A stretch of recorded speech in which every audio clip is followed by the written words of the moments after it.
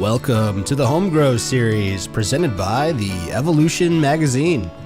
It is December 3rd, 2020, and we come to you live from Happy Rock Farms in Kansas City, Missouri. Tonight's host is MCIA Board Chair Eric McSwain and co-host local breeding expert Probably Marquez. A special guest tonight is Casey Belew with Canna Belews with an infused chocolate demo. The show starts at 7 p.m., but first, a word from our sponsors.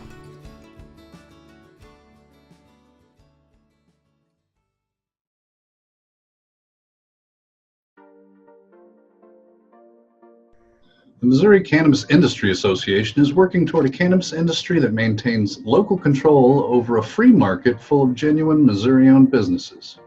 This free market should facilitate access to quality medicine at affordable prices. We mention prices because we don't feel like it's adequate to simply have medical cannabis available. An adequate supply must be available at affordable prices so that patients can purchase as much medication as they need and aren't limited strictly by finances. We feel the best route to accomplish this is to lift total license caps for the industry because by doing so, natural market competition will create supplies and prices that are very patient-friendly. We are also working to amend the Missouri Constitution to allow for adult use cannabis, protect home growers' rights, and to expand the caregiver program so that your fine skills can help more people have access to the medicine they need. If these initiatives sound appealing to you, we need your help. Your help will strengthen our voice and include your own. With memberships starting at $10 a month, check out MOCIA.org for more information on benefits and discounts. Now, sit back, relax with your favorite medicine, and enjoy the show.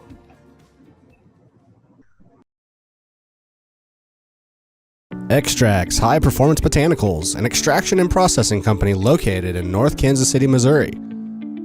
Extract services include tolling and split processing, along with the wholesale of raw materials, such as crude oil to water-soluble cannabinoids. More info at extracts.com.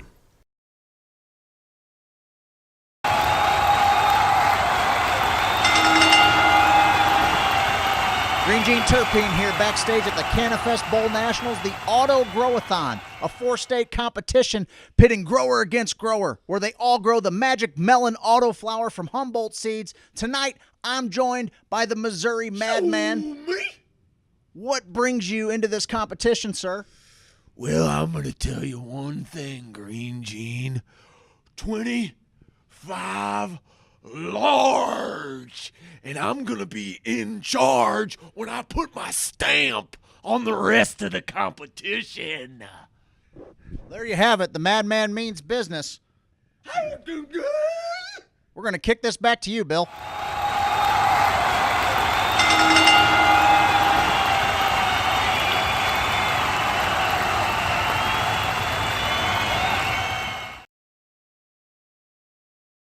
Casey Belew is the owner of Canna Belews in Nixa, Missouri. She has developed a passion for cooking with cannabis and showing fellow patients new ways to enjoy their medicine without smoking. Casey is paving her own path through the flourishing Missouri cannabis industry, one dish at a time. At Canna Belews, they're preparing to launch an exclusive membership to have access to cooking videos, medicated recipes, and individual instruction to give patients access to cooking classes from their own kitchen. Patient education is Casey's favorite part about this newfound virtual platform, and she can't wait to show you all a few easy ways to infuse Christmas sweets.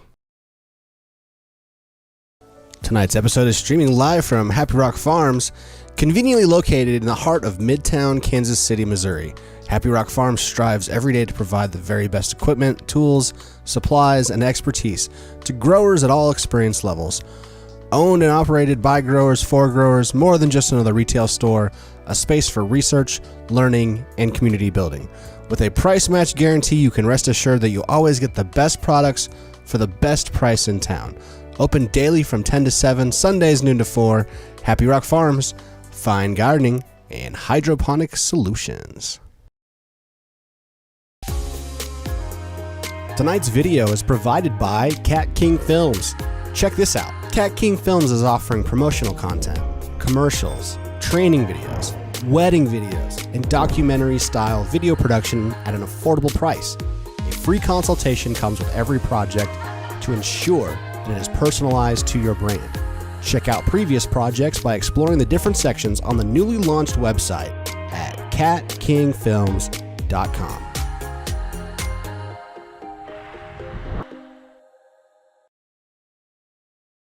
Level Up Audio Visuals is your local source for cutting-edge audio, visual, and lighting technology. From digital signage and animated menu boards to multi-room audio and video distribution. Need a little help with live broadcasting? Do you want to learn about the many new tools to take your content to the next level? We can help you level up. Visit our website today, levelupav.com. We can even put graphics on a cake.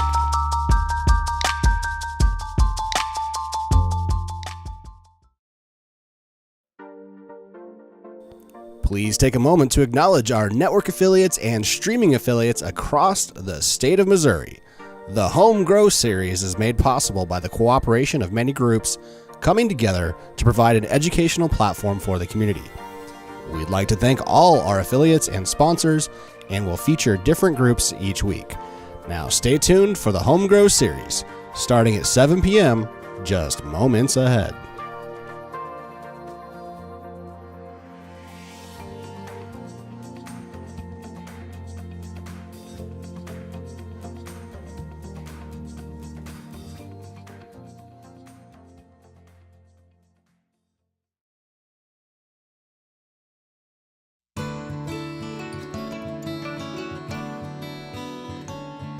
Welcome to the Home Grow series presented by the Evolution magazine.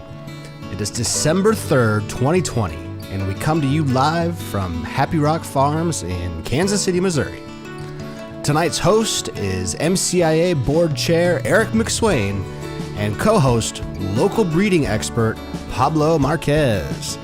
A special guest tonight is Casey Belew with Canna Belews with an infused chocolate demo. The show starts at 7 p.m., but first, a word from our sponsors.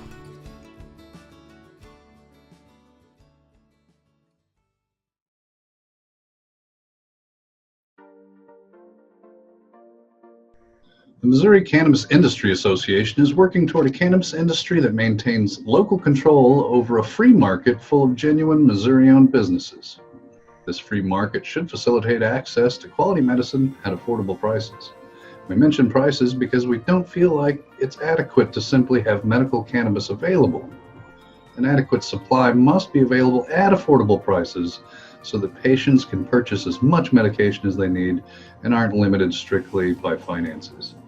We feel the best route to accomplish this is to lift total license caps for the industry because by doing so, natural market competition will create supplies and prices that are very patient-friendly. We are also working to amend the Missouri Constitution to allow for adult use cannabis, protect home growers' rights, and to expand the caregiver program so that your fine skills can help more people have access to the medicine they need. If these initiatives sound appealing to you, we need your help. Your help will strengthen our voice and include your own. With memberships starting at $10 a month, check out MOCIA.org for more information on benefits and discounts. Now, sit back, relax with your favorite medicine, and enjoy the show.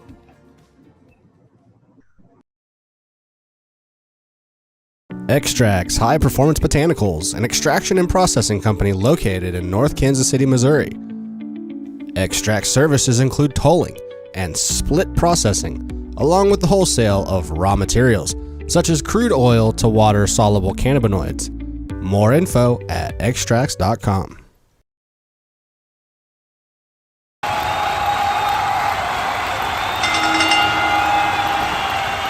Green Gene Terpene here backstage at the Cannabis Bowl Nationals, the Auto Growathon, a 4-state competition pitting grower against grower, where they all grow the magic melon auto flower from Humboldt seeds. Tonight, I'm joined by the Missouri Madman. What brings you into this competition, sir? Well, I'm going to tell you one thing, Green Gene. 25 large.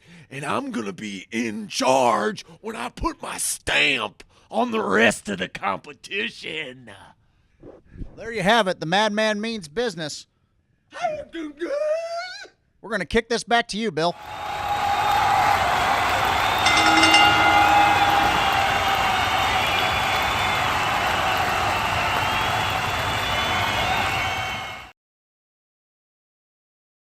Casey Belew is the owner of Canna Belews in Nixa, Missouri. She has developed a passion for cooking with cannabis and showing fellow patients new ways to enjoy their medicine without smoking. Casey is paving her own path through the flourishing Missouri cannabis industry, one dish at a time. At Canna Belews, they're preparing to launch an exclusive membership to have access to cooking videos, medicated recipes, and individual instruction to give patients access to cooking classes from their own kitchen. Patient education is Casey's favorite part about this newfound virtual platform, and she can't wait to show you all a few easy ways to infuse Christmas sweets. Tonight's episode is streaming live from Happy Rock Farms, conveniently located in the heart of Midtown, Kansas City, Missouri. Happy Rock Farms strives every day to provide the very best equipment, tools, supplies, and expertise to growers at all experience levels. Owned and operated by growers for growers, more than just another retail store, a space for research, learning, and community building. With a price match guarantee, you can rest assured that you always get the best products for the best price in town. Open daily from 10 to 7, Sundays noon to 4. Happy Rock Farms, fine gardening, and hydroponic solutions. Tonight's video is provided by Cat King Films. Check this out. Cat King Films is offering promotional content, commercials, training videos, wedding videos, and documentary-style video production at an affordable price. A free consultation comes with every project to ensure that it is personalized to your brand. Check out previous projects by exploring the different sections on the newly launched website at catkingfilms.com.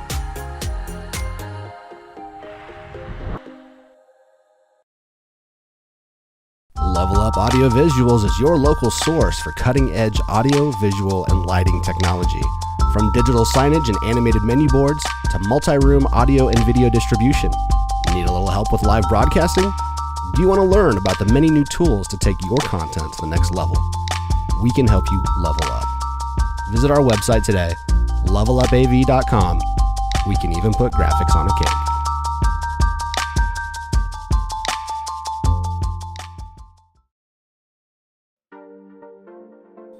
Please take a moment to acknowledge our network affiliates and streaming affiliates across the state of Missouri. The Home Grow series is made possible by the cooperation of many groups coming together to provide an educational platform for the community. We'd like to thank all our affiliates and sponsors, and will feature different groups each week. Now stay tuned for the Home Grow series, starting at 7 p.m., just moments ahead.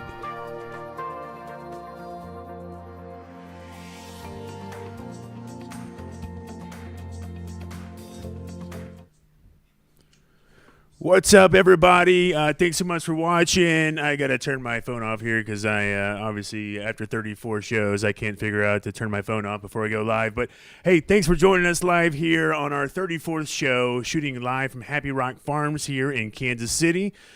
We got a great show for you guys tonight. As always, MCIA is sponsoring tonight's show. Eric McSwain, he's going to dive into some breeding, some genetic selective topics here tonight with Probably Marquez.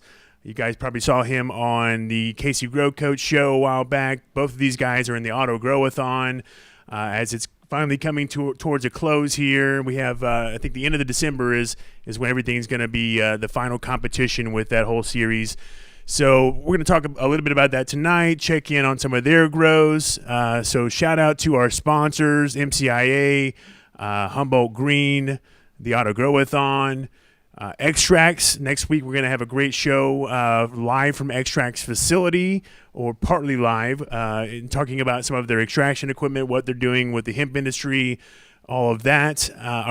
On the second half of the show tonight, we have a special guest, Miss Casey from Canna Belew's. Last minute guest came on. I FaceTimed her like 10:30 last night. We had another guest lined up. COVID's knocking people out left and right. This happens in live production type stuff. I FaceTimed her, didn't even think she was going to answer, and boom, she was on there. I was like, whoa, I can't believe she answered. And I said, here's what we need, some help. And she said, yes, I'll be there. And here she is. Drove from Springfield, 3.5 hour drive to do some infused holiday chocolate demonstrations for us in the second half of the show. So that make sure you stay tuned for her. She's amazing. I can't believe the smorgasbord setup she already has up for us here for later. So that'll be the second half of the show. On our break, we're going to check in on the Veterans Day special. We got a little promo video that we lined up, and we're going to continue with those vets in some future shows. So I wanted to give you a little taste of that. I think that's pretty much it. Shout out to James with AV Level Up behind the computer doing all the production, and then Kat with Cat King Films making sure the set looks good and running the camera here, especially on the second side of the show. Without further ado, let's pass it over to the experts in the room.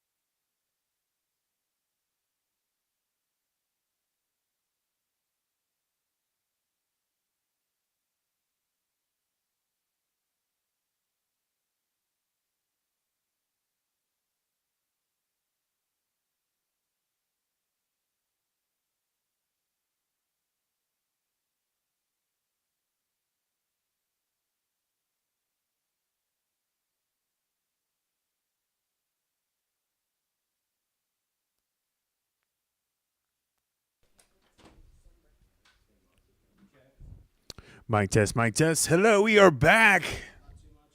Okay. So was it just their mics? Did anybody watch Clay's intro? Does Clay's intro? I didn't see the intro. Can anybody see if the intro was good? I can. Their mics. Yep. Guys at the table, go ahead and talk for a second. Is this thing working? It's over here, but I don't know if it's working. So that's clear now. That's through the web. Tokyo. Hello. That's good. Eric? How about now? Yeah. Verizon, did you get me?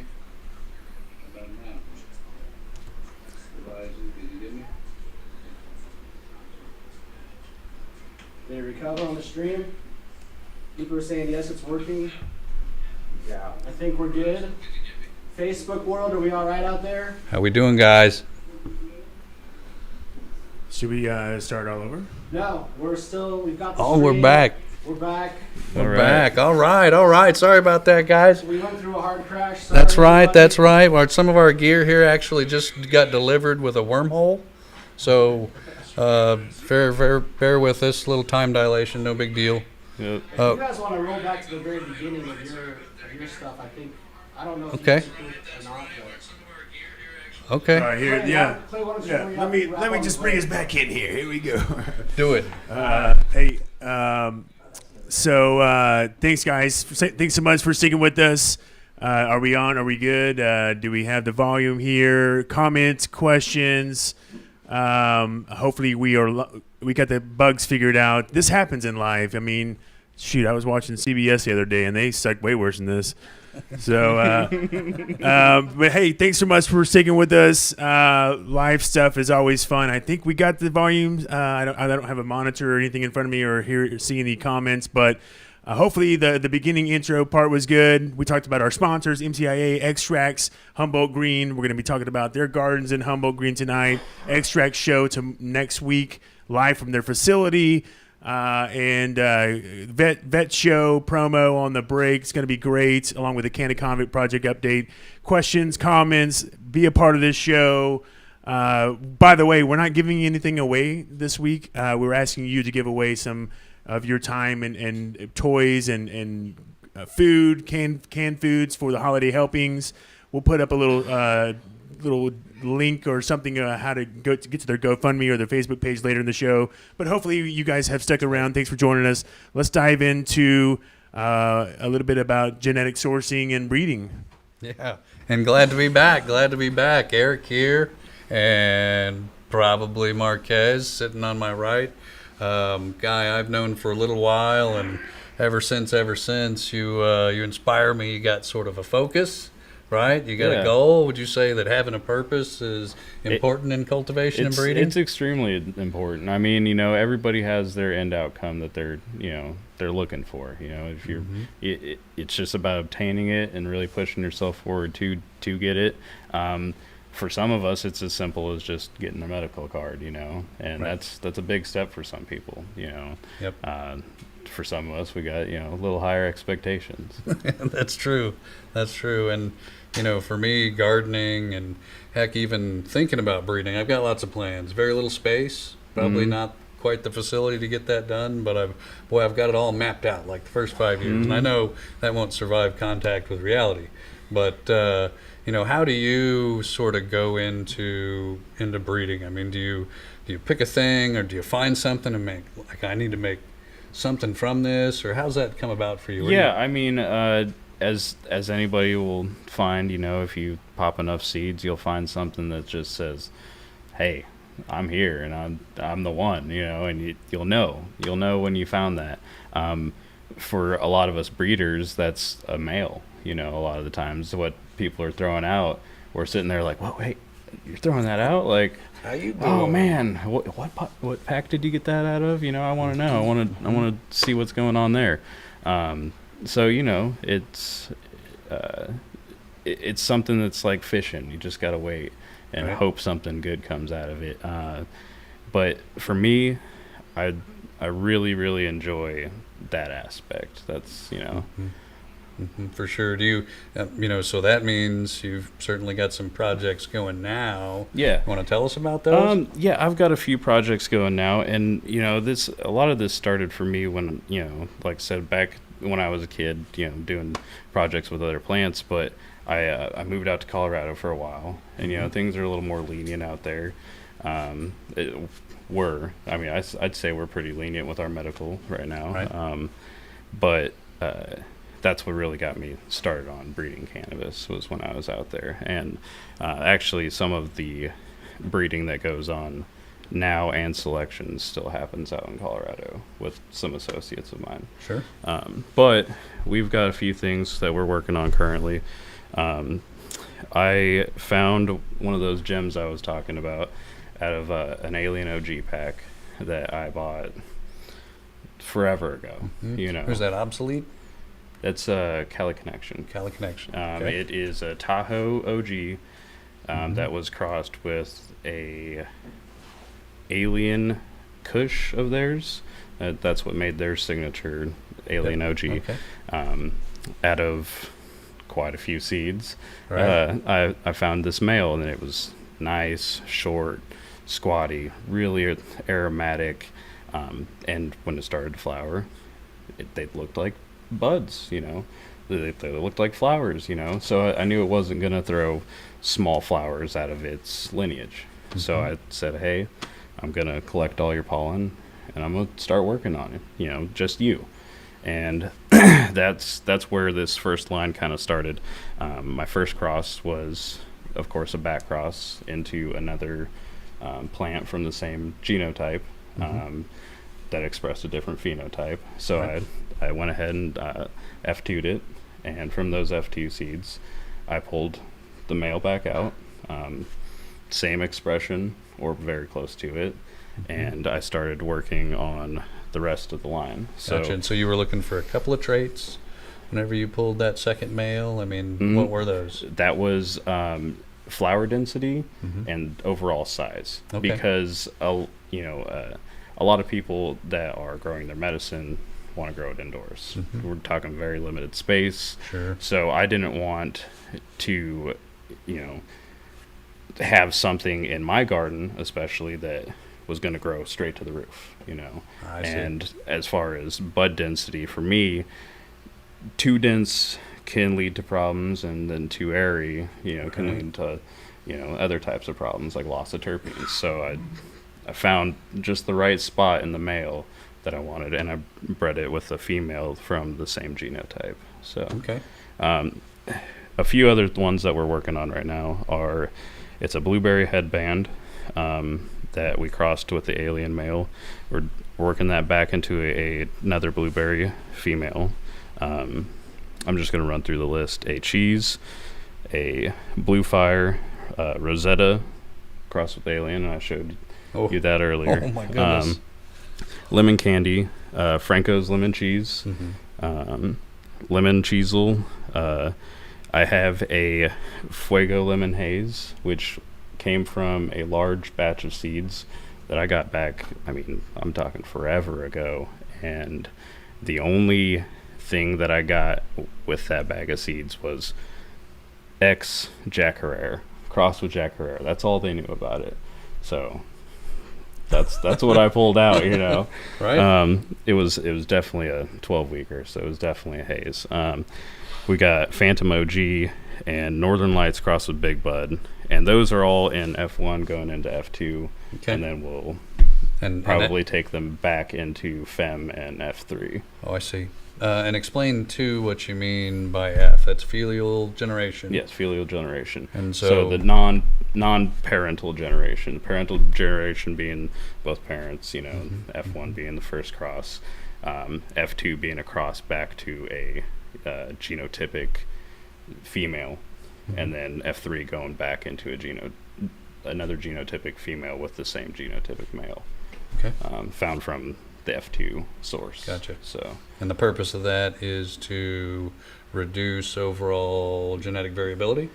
yes, I mean, because back to, what I was talking about with like standards, I find it extremely important that when you buy a pack of seeds or a pack of novelties, you want to know what's coming out of it. You see the picture, you want the picture. Right. You don't want to, let's say you're in a legal state and you can germinate these. You germinate them. You don't want your variation to be off the charts and nothing looks like what you purchased. You're going to be upset, and that's Especially, I would be especially when too. you're looking for something in particular. Yeah, and specifically medicine. If now, we'll go back to pollen checkers. There's some unnamed people, and they'll remain unnamed, but they like to white label seeds, and they like to just kind of chuck pollen over here and across this, and then just put it in a bag and ship it out and say, hey, it's good, and that doesn't work too well for everybody. Some people want to know, hey, how much THC is this producing? How much CBD? How much CBG? And those are the responsibilities of true breeders. Right, that makes sense. And I think what I've seen a lot on the market too are, hybrids can be okay, but even hybrids aren't labeled right? So, going back to Gregor Mendel, a proper hybrid is one stable line bred with another stable line to get a fairly stable hybrid. Like, what the results are when you make an F1 hybrid that way. But if you take two hybrids and put them together, that's not really an F1 hybrid, right? That's a polyhybrid? They call it polyhybrid, Okay. but polyhybridization is already everywhere. Not necessarily a bad thing? No, it's not necessarily a bad thing. But what it is it's what we see a lot in the market when people are pushing a lot of F1 packs. We cross this with this. We called it this. Here it is. That's what it is. They're taking this hybrid that someone really worked on. They're taking this hybrid someone really worked on, and they're reaping the benefits. They're like, hey, we just splashed these, and here you go. It's got the Runts name, so you must love it. That's right. Wait. No. Yeah. They got me. Once upon a time. But, and that can be a lot of fun, So if you're a patient and your requirement really is any THC over 15%, have fun. If that's your only requirement, polyhybrid is for you because there's a surprise in every pack. If you're specifically going for certain flavors, there's a lot of people that's the way they advertise is this is what it tastes like. And that's... And I guess, I've seen a few breeders who are like, this is a polyhybrid, and here are 10 different things you could get out of this pack. Hey, I got a lot of kudos for that. If you're just laying it out there and saying what's what, I'm okay. I might buy that pack. Exactly. But we get back into the equity of the seed, like if you're going to pay what you would call your pollen check seed worth $1 to $3, they're charging 10, and that's where, people like the breeders of Dutch Passion and other European breeders, where they take some of these lineages into F5, F6 before they release them, so you're getting 2 variations per 12 pack of regs versus 5 to 6. Right. So. And F4 is really about that point when, the traits really start to get locked in. Is that right? Oh, yeah. Which, if you think about 4 growth cycles, there's a year. That's why it can be done. That's why I always tell consumers, when you're looking for breeders, look for the breeders that don't come out with something every single month, every 2 months. Right.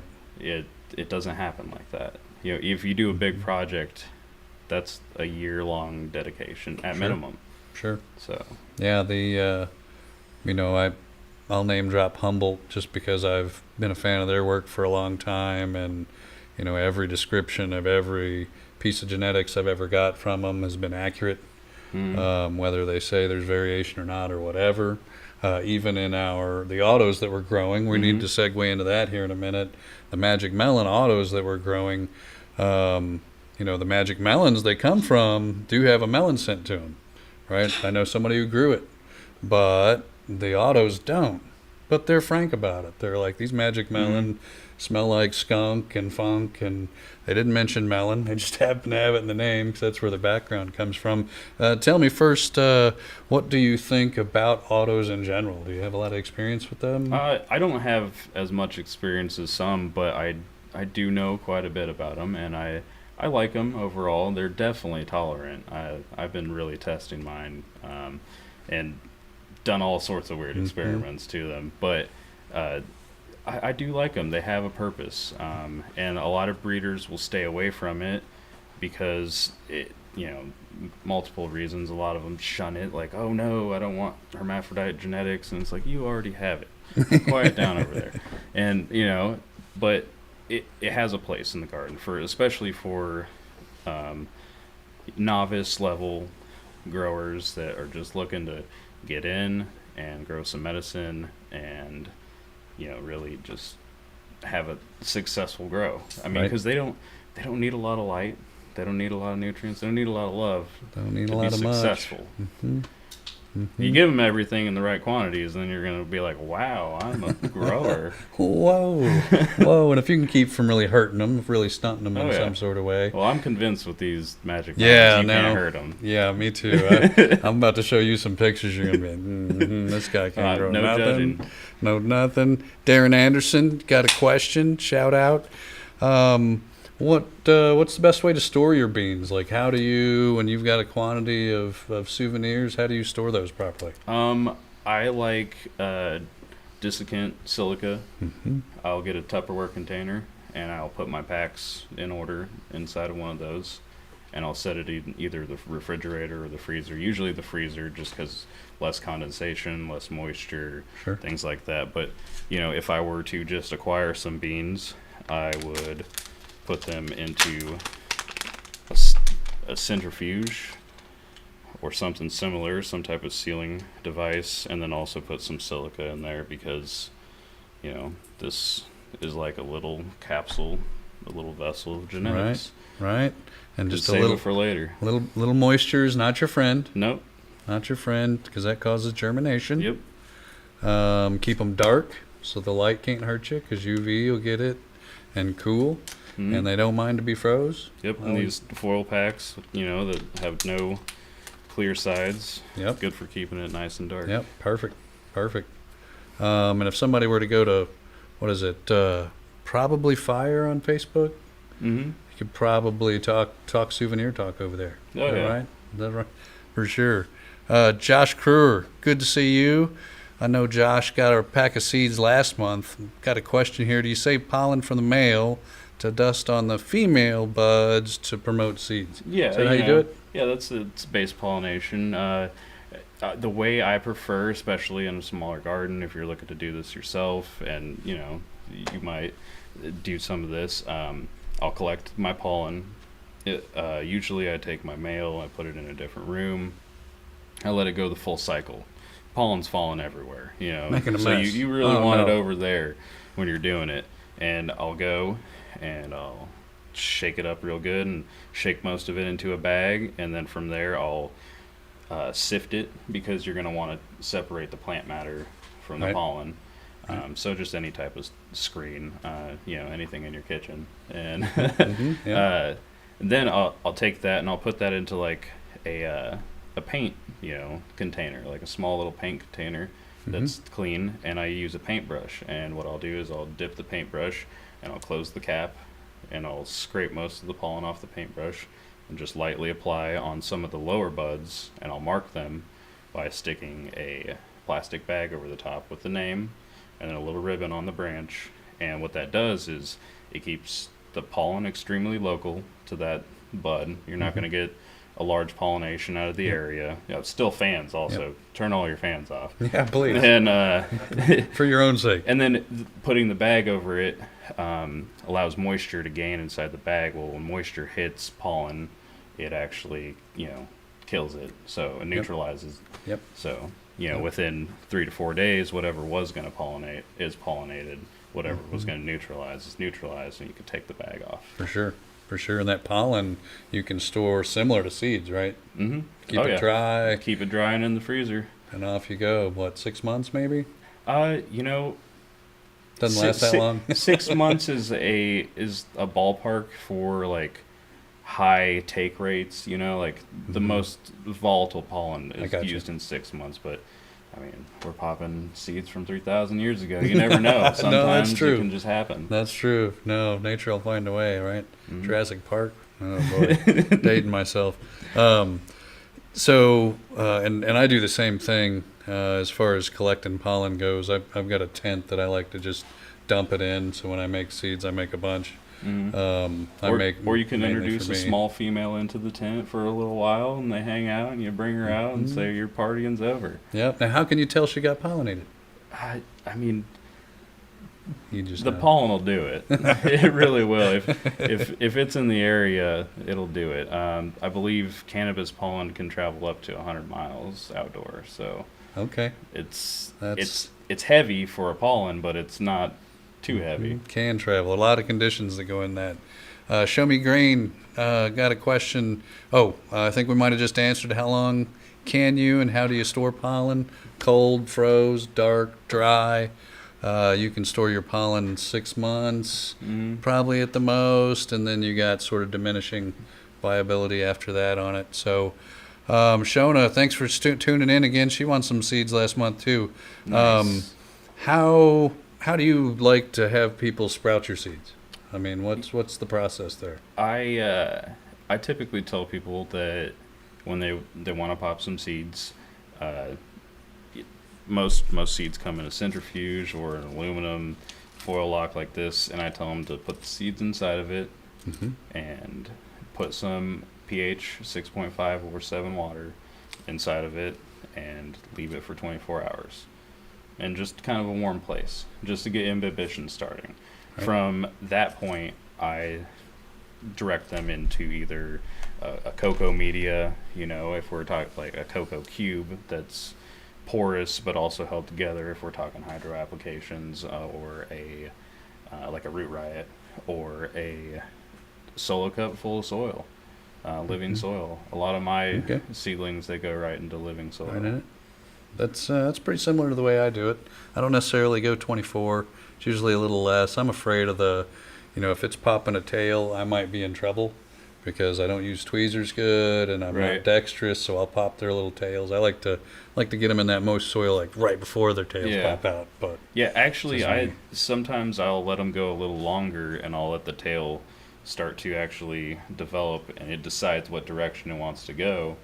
And then I'll take my solo cup, kind of lean it to the side, make my holes, put it in there on its side, and just gently cover it up. Yep. Little tricks. of the Tails trade. down. We know how it works. You got to put the tails down. David Hogan tuning in. He's actually one of our teammates. Happy Rock. Guy's killing doing it. this. What percentage of female plants will I get if I plant those feminized seeds? It's from herm seed or from a self-pollinated plant. I see the question now. Yep. So you're gonna get probably about like 60 to 70% true feminized plants, but up to 50% of those are also going to carry that hermaphroditic trait. Just because the environmental stress, the actual phenotype of the plant. Now, whether or not it's in the genotype, if you had a plant that was similar to it in the same pool of seeds that you purchased, you might be looking that, this one did it and this one didn't, but it might be in the genotype. It's just a recessive gene expressing itself. Yep. And it can be triggered by stress and all kinds of, and so what we're talking about here is, So when female seeds are made, and this is long known to science, since the 50s we've been doing it with other types of plants, you actually apply chemicals to the plant is the most typical method, and you induce female pollen on a male type flower. It's still a female flower, but anyway, and by doing that, you're really just blocking hormone, right? Yeah, you're blocking hormones from being translocated, and actually they're being translocated to another place, which is what causes that response. Right. Now, with cannabis, it's a dioecious plant. Two houses. The male is supposed to be a separate house or a separate plant from the female. Yep. But that specific genetic trait exhibits more of a monoecious, a single house type sexual reproduction. Right. So it's probably got some of that in its history, and it's probably a survival trait if there isn't any guys around. Definitely. You got to do your thing, man. I don't blame it. Girls, come on, it's fine. And so I think the point, though, is that if you have a plant that makes little male flowers, intersex flowers, Hermes, they're often called, and you didn't do it with chemicals, you didn't do it on purpose, it's probably stress in the environment, and now we're talking about gene problems. It's in the potential gene pool. Right. And I mean, I've seen really good plants get really stressed out, and then I look at the grower, and I'm like, well, you didn't give it a fair chance. Let's try it. Let's run it back. Let's try it again. Right. Okay. Yeah. And so if you have seeds that come out of that, I wouldn't throw them away, but there still could be a golden ticket in there. But definitely, maybe if you have other genetics, plant those first. So, and speaking of stressing plants out, I think, James, if you've got my video of my auto grow-a-thon entry. Little about my entry. The original specs on this competition was that we were to have our samples submitted by December 15th, just a couple weeks away. Mine are could have been in the curing phase at this point, because they actually got done real nice and early. We got her showing yet, James? Yeah, I'll bring it up right now. Okay. Yeah, so here we got mine, and again, I went out specifically to hit that December 15th date. Once we start getting a little bit closer, these plants aren't very tall. They're only 18, 24 inches tall, and when we get in there, you can really see there's a lot of necrosis on those leaves. There's a lot of brown. There's been, chlorosis, yellowing since very early on. I kind of knew this was going to happen, and this is a lot of stress on the plant. But despite this, there's no nanners. There's no Hermes or male flowers on this plant. Yeah, even with all the stress I put mine through, I haven't found any of that. And one of my plants does look very similar. Right. And it did start becoming necrotic around week 2 of flower, which I'm really surprised at the yield for not having available food source. Yep.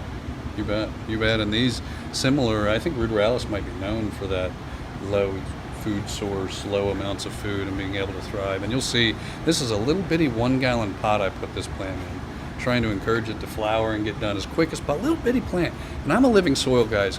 This is not what you do with living soil. The bigger the better with living soil. Huge amounts of soil. This little 1-gallon pot was not good for that little plant. Despite that, it turned out funky. It did get done in time. But generally, I'm going to prefer that things look, keep it up there, James, things look a little bit more like this greenery you're about to see. And this is when you've got a nice big container. These are 4x4 containers. This is just your standard 6 plants. Oh, yeah. Nice full canopy, 25, 30 buds in there on this canopy. They're doing pretty good. A little bit of LSD going on. And this is what happens. This is like the opposite. This is week 2.5, I think. Exactly the opposite of what you were seeing with those autoflower plants, because, and you'll see here in a moment as I pan down, you have got tons of room to work with. Humongous bed down there. That's 14 cubic feet of soil sitting in a 4x4 inner diameter tray. I think those are geopots that they're in. They need a little undercarriage trim there we were about ready to do before we shot this, but that's what you want it to look like. Now, what I was afraid of, though, is that I put them in a big, and I've done it before, I put autos that were supposed to be 60-day autos in a container like that, direct plant them, screw what everybody says.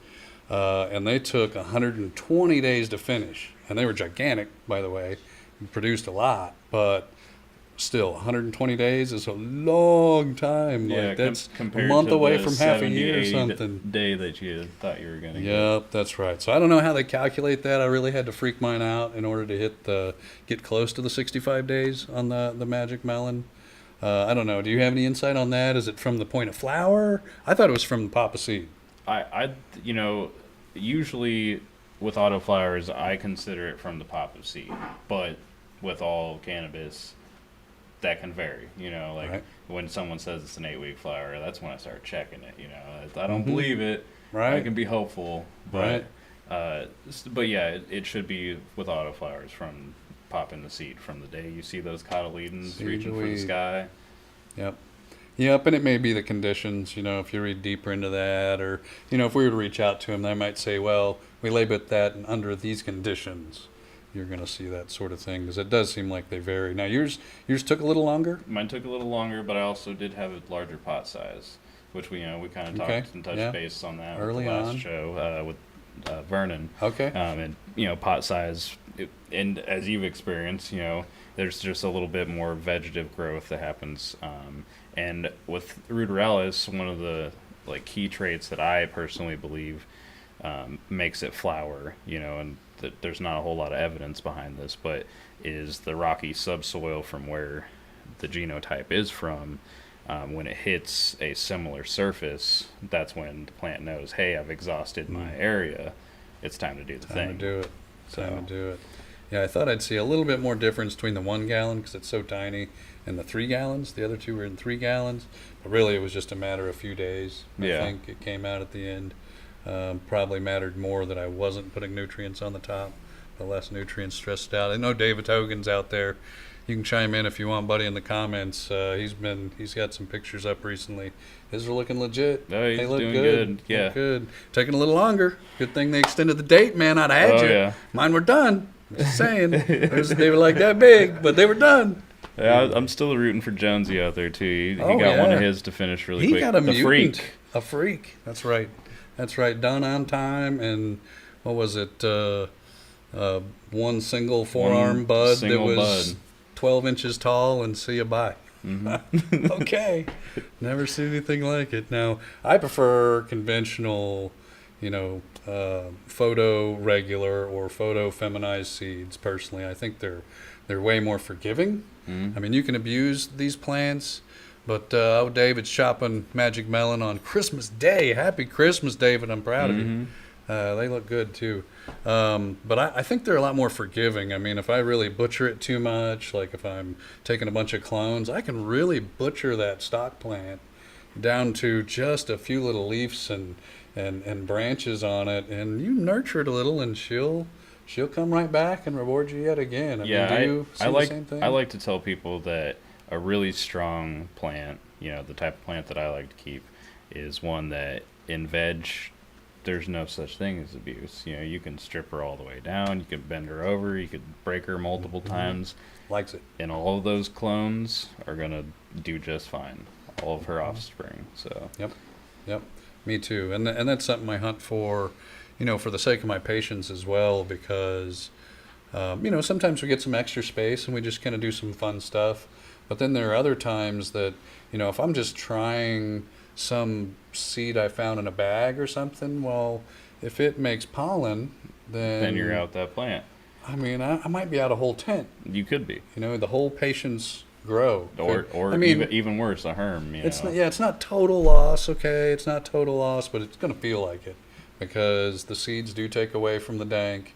You're not going to get the weight, terpene production, any of those things when you're seedy, at least in my experience. Yeah, and depending on, how bad it is, you might have to, make different types of medicine out of it. And as a caregiver, I mean, you're held to a standard. You're expected to produce, these medicine for these patients. So that's where, a lot of these autoflowers, feminized autos, and just femmes have, a really good market. Is here it is. Right. It shouldn't do it, Right. Call us if it does. It's true. It's true. Please do. The and that's an ode to Humboldt Seed Company. Just like we talked about, we like to keep seeds that are hardy. You know, they can get out there and rumble. And if I want to reach for an auto, I think that Magic Melon's in the running, because I tried to hurt it, and it kind of powered through. It's definitely worth picking up and holding on to in the collection. For sure. And now, tell me, you've got projects. Tell me about that Alien OG Rosetta Stone project again. I mean, how does that particular plant grow? Is that part of what you were going for? So it was kind of an anomaly. It was kind of just like the golden child, you know, that really rose out of the pack. And a lot of the variation that I found from that F1 cross, like F1 hybrid, they were really similar to actually the mother. So I had a lot of really tall headband-like stalks on this big, bushy, you know, tall plant. That's what I was trying to, you know, reduce. I was trying to limit the size. Well, this one, it was still kind of tall, but overall, it had reduced its wasted space, or what I consider wasted space, internode space, with, you know, buds with actual, you know, medicine. So, oops, I don't know how that happens. Love it. Just been practicing at it. That's right. That's right. So otherwise, pretty good for a beginner. I mean, it has some wild nutrient requirements. For an F1, it matched a lot of my desired traits, which is, you know, it's good for me. I won't have to take it into so many generations. And some people aren't as lucky. They'll have to take certain plants into like the 5th generation before they get both traits. And then they're working on stabilization. Right, so right. I just got lucky with that. No, it's true. It's true. And there isn't anything wrong with that. And again, it's Probably Fire Genetics. Probably Fire Genetics. Facebook group. Look that up. Drop that in there.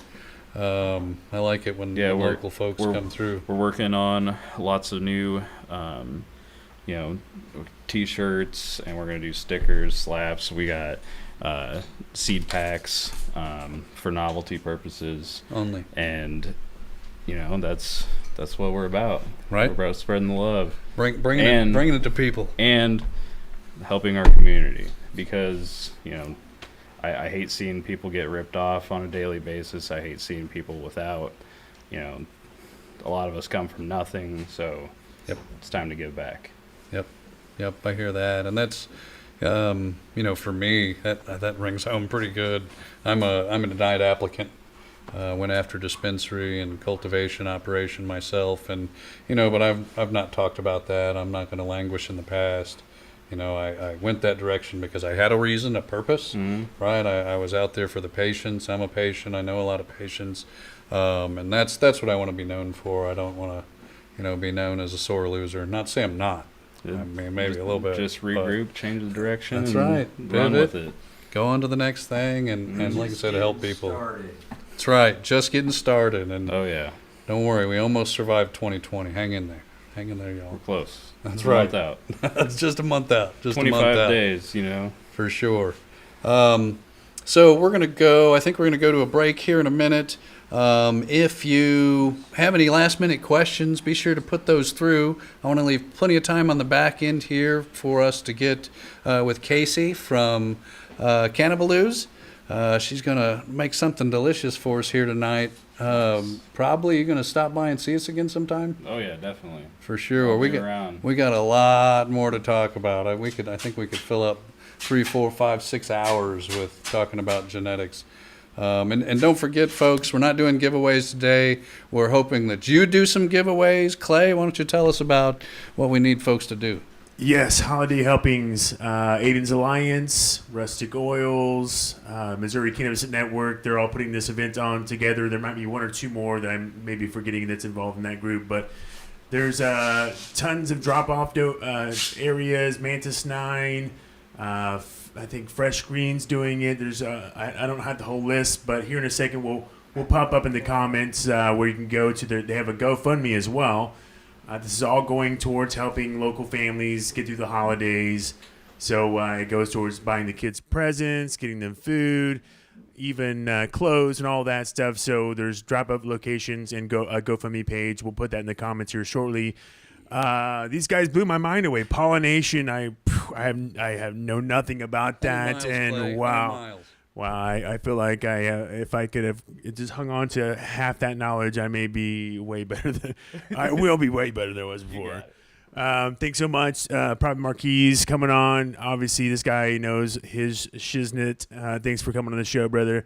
When we come back from the break, Casey Belew, as Eric mentioned, we have a whole little setup here. I can't believe how on point she is with her knowledge and chocolateirism, if that's a word. So we're going to dive into all this chocolate making for the holidays. We're going to take a quick break, check in with the Canna Convict Project with Christina and Chris, and also take a little recap of the vet show. Stand by. We're going to have some awesome treats here in a minute. See you back. Hey guys, Chris and Christina with the Canna Convict Project. Here for our update tonight. We first want to say hi, Casey Belew. We hope everyone's enjoying the show. She's such an amazing individual, and she's got great products on top of her amazing personality. So please stay tuned for the rest of the show because we absolutely love you. Hi Casey. And hi Eric McSwain. Good to see you again tonight. Hi, everybody. We've just got a real quick update for you tonight. First off, we want to say thank you to the Evolution magazine, not only for giving us the opportunity to have these weekly updates and stay engaged with the community, but also for all of their support that they've shown us outside of this Grow series. They've been amazing with printing articles for us throughout this past year. Most recently, we have an article in the December issue highlighting all of our POWs, requesting the community to send them Christmas cards or letters. We've actually had quite a good response since that article has even come out in this past couple of days. So thank you so much to everyone who's doing anything with that. We really appreciate it. They really appreciate it. Thank you, Clay. Thank you, Bill. Thank you, Vicky. Everybody that's part of the Evolution team. We really appreciate it. And so does the entire cannabis community. So if you want to assist us with sending them letters, all of the information is in the article. It's also on our Facebook page. If you want to send them money, that can be a little intimidating because you have to create accounts for MoneyGram or JPay. So if you want to send them something directly, you can get with us, reach out to us on our Facebook Messenger. We'll help you facilitate that and kind of boost their spirits during this holiday season. Next, we want to talk about the big news that just happened recently with the UN. They have removed cannabis from the list of world's most dangerous drugs. It is now recognized for its medicinal properties, not for its recreational use, but that opens the door for more research worldwide. It barely passed. It was 27 to 25 in the vote, but it passed, so that's one step closer. Huge, mark in history that was made this last week. Let's hope the rest of the world can follow along and change and completely reschedule this down to something where it's something that's reasonable, logical. So good job, UN. We're proud of you. Next, we want to remind everyone of the cases that are going on here in Missouri. We have the Wisdoms, and they are facing potentially 10 years here in Missouri. Carrie Cannon is putting together these wonderful collages in which you can send in a picture that says, free the Wisdoms, I support the Wisdoms, whatever you wanted to say. Public support really works. She's doing an awesome job at spearheading this. So please send in your pictures and join in the collage and collaboration. Nobody belongs in jail for a plant. Not even the Wisdoms, not anybody, no matter what anybody thinks about the story. It's a plant. Nobody belongs in jail for a plant. So let's help them out. So we've got the Wisdoms, Zachariah Salazar, who we've talked a bunch. He's still got ongoing case here in Missouri, Raymond Breer. So just watch our Facebook page and keep engaged with those who are actively facing prosecution here in Missouri. We also want to remind everyone to continue every day if you can, if you want to, once a week, every other week, however often, send out clemency support for our Missouri cannabis POWs who are currently incarcerated. I've been talking with a lot of people lately, and there's some of these individuals, there's not very many options. There's not like some trick or some back door. There's not some sweet little gem of a statute like we found for Seth. Really, we're relying on this clemency. I've gotten a lot of negative feedback, to be honest, that the governor isn't going to prioritize it. So we need to continue to get with his chief legal counsel and encourage them to continuously keep their names on the top of their brains. Trevor Sauer, Robert Franklin, we need their clemencies approved. And frankly, that's about the only way that we can think of at this point that is going to get them out of custody. They're serving sentences on a statute that no longer exists without the possibility of parole. One's been in there for 11 years. Robert had less than a pound of weed, and he got 22 years without the possibility of parole. He's served 11. It's time to bring him home. Trevor, he got 13 years. He's served 8. Let's bring these guys home. They have more than done their time and paid their debt to society. So please support their clemency. Let's bombard the governor's office, bombard, all your representatives, everything you can do to try to get these laws changed. So on a happier note, we do want to remind everyone of a couple things that are going on in the community. Holiday Helpings is still going on. We had a really successful Thanksgiving round. We hope to see that same community support for Christmas. They're accepting little stocking stuffers as well, chapsticks or match cars or whatever you want to give and you think would brighten a little child's life. By finding that in their stocking. Please continue to donate. Just a little reminder, please check the expiration dates. I know Rachel mentioned this last night in her weed, weather, and whatever Wednesdays. So that's really important. Check those expiration dates. But we are very grateful for all of the donations. Keep them coming. We also want to remind everyone about the Normal Toy Drive. That was such a success last year. Everyone showed up. There's donation boxes. Please check out their Facebook page to find out where the closest donation box is to you and give a gift. We also want to talk about Sparks and Spirits, LLC. That's a little thing that Ashley Markham with Aiden's Alliance and her sister Paige put together. They're working on a super exciting project that is going to have a bunch of familiar faces in there from the industry. You guys are going to love it. It's really exciting. We can't talk too much about it, but they are potentially still accepting sponsors. So if you want to be a part of this, please reach out to Ashley or Paige. Check them out at Sparks and Spirits LLC on Facebook. We can't wait for everyone to see what they've been doing. That's about all we have for you this evening. Please stay and watch the end of the show. Enjoy Eric and Casey. They've always got great stuff to give to you guys. All right, thanks for your time. Have a good night. Love you. Bye. Hello, Missouri cannabis friends and family, Evolution, Missouri patients. Thank you for tuning in. This is episode number 31 of the Home Grow series, and boy, what a show do we have for you tonight. We are a community in crisis. The veteran community that I just came into after 2.5 years ago is in crisis. We have significantly elevated levels of suicide. We all know the number of at least 22 veterans per day are choosing to take their own life. At least 10 more are overdosing on opioid medications on a daily basis. 22 a day is such a number that we're not even losing that many at war. And when I found that the U.S. government has a patent, 6630507, that shows cannabinoids, that says we believe cannabinoids have great potential as an anti-inflammatory, as an antioxidant, and a neuroprotectant. I thought, well, why aren't we using this, right? We have soldiers coming out of combat with traumatic brain injuries regularly. And it affects your life significantly, yeah, and Chris is one of them.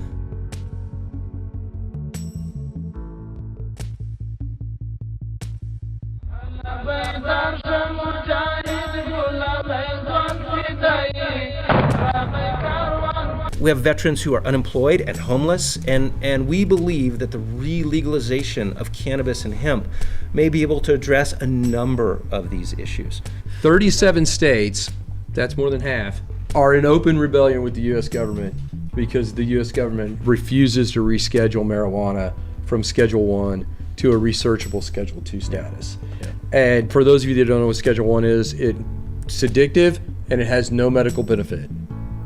I did not realize the benefits that came from cannabis. I started exploring the topic and learning about it, and I had the opportunity to enter into the practice of using cannabinoids, and I was absolutely blown away.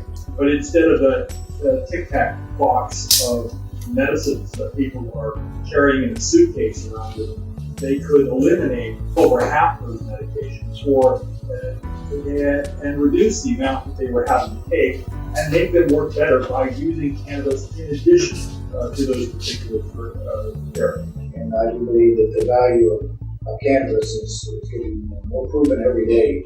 I thought it was interesting that now I'm over 7 advocate when 15 years ago I would have been that guy that was probably taking stripes off of people or whatever else for the problems with substance abuse. So I believe that we need to look at the research and trust the science and trust the people that are out there today. And I've seen firsthand what marijuana can do. I believe that cannabis and marijuana is a tool that we have long ignored and misunderstood. It needs to be brought to bear. I'm here to support the veterans to receive benefits that are less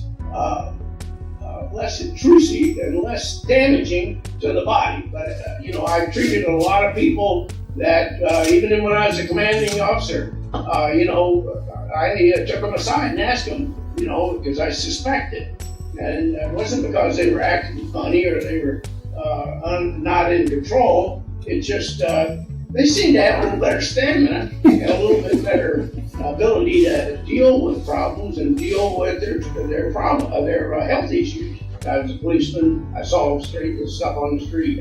I arrested people for having it in possession.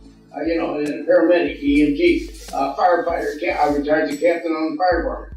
All of that experience brought me to realize that we're wrong and that we need, to take care of the veterans without putting them in harm's way of other worse drugs. If we can get the DOD to come out, will you join us in the conversation? Come and kick their butt. Thank you, sir. We could be the global leader in medical cannabis research. We could lead the way in a revolution in medical affairs. I am asking the DOD directly to show bold, courageous leadership, right? To really, instead of fighting our last wars, let's fight our future wars. Let's forward and create what I believe could be a revolution in medical affairs. This is a call to action for research on this plant.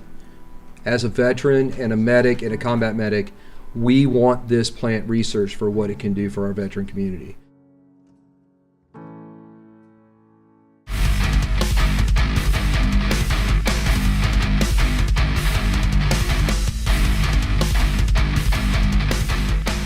How's everybody doing tonight? I'm Bon Ribs McGee. I'm here at the 2021 Cannabis Bowl.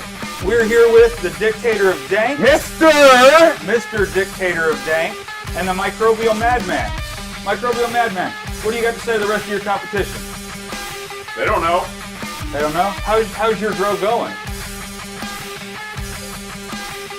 How's your grow going? They don't know. That's why I'm They don't know. I'm hard. I'm hard. They don't know. Hard of hearing. All right. So, anyways, we're here with the Dictator of Dank. Are you hard of hearing like him? I told you, it's Mister. Sorry, Mr. Dictator of Dank. What do you got to say to all your competition out there in California? Eat fruit pies and surf surfboards, stay on the beach, a bunch of hippies, get out of here. Okay, what about They don't know. You live in a big old chili bowl and it snows in the summer. What's that about? You guys are weird. They don't know. Diet weed, 3-2 weed, just stop, Oklahoma. Ha, ha, ha, They don't know.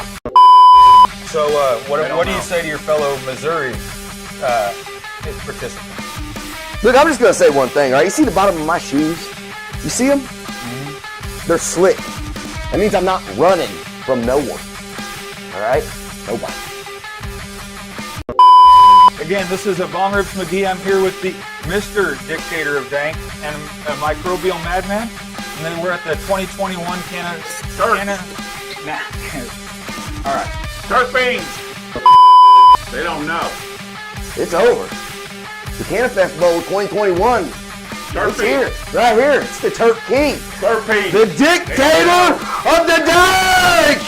It's all about the terpenes, baby. They don't know. All right, guys. You guys heard it here. We're at the 2021 Cannabis Nationals with the dictator, Mr. Dictator of Dank and the Microbial Madman, and I'm Bong Rips McGee. You have a good evening. They don't know.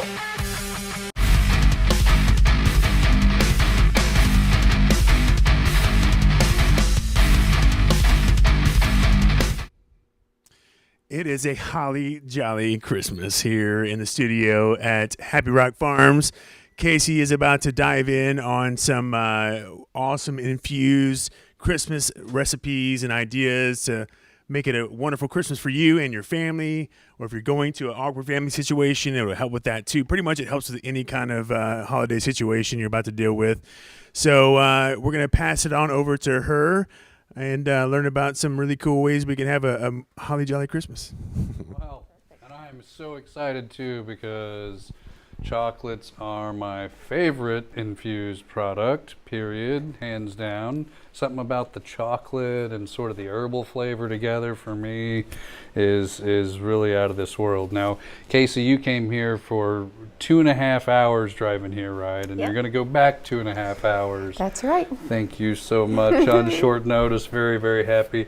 So I'm going to step out here. Tell us how you got started with all this and a little bit about your background to start off with. So I guess I started really cooking with cannabis kind of as an experiment for myself. I've dealt with a lot of bronchial issues and all kinds of things related to smoking over the years that I wanted to cut it out and kind of teach other people the ways that they can do it too, because it's hard for me to encourage a medicine use that we know causes some issues. So this is just kind of a cool new way for us to explore and figure out what dose really works for us, you know. And this is the best way to do it. This is making your own oils, especially when it comes down to it. You can do anything with that. You know, I have a sublingual that I keep in my purse that we can throw on any recipe at the end of the day to make it infused. But it's nice to have these things on the go, like an infused chocolate. It's really easy. People seem to really like the gummies and the chocolates right now because they're dosed down. You can microdose them, which is really important for new patients to find your dose. If you are working with medibles, you have to understand that you can absolutely overdo it for yourself and go on a little bit of a roller coaster. I know several patients who think that, you know, oh, I smoke every day, I can eat a few 100-milligram edible and are quickly put on their butt. Yeah, absolutely. It's uncomfortable. It's never fun. So today I'm just going to show you a way to do kind of a low dose chocolate with coconut oil with flour and a higher dose with decarbed wax. And this one is going to be a lot easier because we're actually just taking some really nice melting chocolate into a warmer, and I'm going to show you like a 5-minute infusion that we can do here. And this one is actually a from scratch chocolate. Now it's going to be a little non-traditional because my double boiler isn't quite working as usual. So I went ahead and melted down all of my coconut oil. So these have a silicone bottom, which is really nice when you're using a double boiler. Traditionally, you don't really want this to touch the water. You just want the steam to melt everything down. But the silicone helps keep it from scorching if you are in kind of a bind or an on-the-go situation. So whenever you do chocolates, you're going to do like a 1-to-1 between the oil and your cocoa. Now, some call for cacao. It is just a more expensive, essentially, version. And the taste is a little more bitter, but it's also richer. This is just cocoa. It's an unsweetened cocoa, though, so we can really decide how much sugar we want to put down into this. So there's a cup of coconut oil in here. I'm going to do a cup of cocoa. And we'll just kind of whisk this in as we go. I am kind of eyeballing everything today because my measuring cups are at the house, but we're going to make it work. So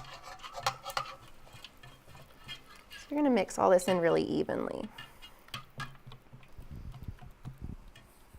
While you're mixing that, Casey, how many times have you done this before? Oh, Lord. I do chocolates a lot. It seems to be one that I really do well with, especially the easier chocolates with the decarbed wax. I'd say I'm a little more accustomed to that one than the from scratch chocolates, just because it is It's more reliable for me. Making chocolate can be really difficult, just candy making in general. And I am actually going to add, you'll usually use a powdered milk, but I'm going to use evaporated. Since this has a little bit of water in it, I'm going to add some sunflower lecithin. And one reason that you really want to, about a tablespoon of the milk, one reason you want to add lecithin to your edibles is it helps to bind a lot of the edibles. It's an emulsifier, but it also helps with absorption within the body of THC. Lecithin is, it's used in a lot of recipes for absorption, I guess, of nutrients. So it's great for like vegan recipes. Exactly. Just a little teaspoon. You'll know it if you overdo Absolutely. It. And it does. It's really good for making sure that your 20 milligram medible tastes like a 20 milligram medible and maybe not lower. And it'll help this set up too as well. Absolutely, right? yes. Now, if this was over a double boiler, it would be a lot smoother. You can see there's some little chunks from it just melting down slow. And then normally you would want to temper this chocolate with like a candy thermometer. So whenever you bring it up to like 120 degrees, you'll take it off the heat and let it come down to like 85 degrees, depending if it's white or milk chocolate. That helps it really set up and get like a really smooth, creamy texture to it. So it's a nice bite instead of having to really gnaw through a piece of hard chocolate. Just keeps it really light and creamy. And then finally, I'm going to add a couple tablespoons of just raw honey. This is our natural sweetener in this. Instead of adding lots of sugars or a cornstarch or a corn syrup to it, we're just going to add honey. You can add a lot of different things here as a natural sweetener. So just the very base of this, our coconut oil is the infused part of this. I would say for my coconut oil here, it's about 100 milligrams per tablespoon. So for 16 tablespoons in the cup, you're looking at about 1,600 milligrams here between these chocolates. So you really have to be careful with your dosing on a lot of things like this, that you don't overdo it for yourself, especially whenever you're working more with the waxes. For 1 gram of shatter, it's probably, between 70 and 75 milligrams or percent THC per gram. So you're looking at like 750 milligrams per gram there. So you can really get yourself on a ride pretty quickly, So that is pretty much it for your your from scratch chocolate. It's really simple, just 4 ingredients there. Normally you'd go from there into maybe a mold? Absolutely, yep. If this was nice and silky, you can really just pour these into a nice chocolate mold that are divided. And that way you can pop them in the fridge or the freezer to set, and then go from there. Yeah, I love it. I know that one was kind of fast. Any questions that's there? right. Any questions out there, be sure to pipe up. This is a good time. Absolutely. So would you, I got a question. Yeah, so would you, absolutely. is there, besides the molds for making just single doses, would you like save it in a chunk for some kind of topping or some kind of thing? Sure, yeah. A lot of people right now are doing like the hot chocolate bombs too. A lot of people really love those. And you can buy molds for things like that. I really like this, like drizzled on things, it's really good. I'm going to do, with this easy chocolate, I'm going to do like a chocolate covered popcorn. So we'll just kind of drizzle some over that and toss it. Maybe some dipped pretzels, dipped fruit. So there's all kinds of ideas you can really take and run with it on that. It doesn't just have to be straight chocolate. I'm not like a huge sweets person, so I'm definitely more inclined to do like walnuts. I have some little molds here ready. Some I've got like chopped peppermints in, I've got chopped pecans and walnuts, so just some different variety there. Just wanted to kind of get creative and show you some different ideas of what you can really do to make your Christmas a little more infused. That's right. That's right. Okay, so in this little divided container, I've actually got a divided chocolate melter here. This is going to be the easiest way to really melt down chocolates. This thing is the best. And so I've got a white chocolate and a milk chocolate going in here. And then I've got in here just some already decarbed shatter. It's really important that whenever you're doing even concentrates, you need to decarb before you do an emetible, especially if you're not baking or anything. So I'm going to take 1/2 of each of these and just put it in each side.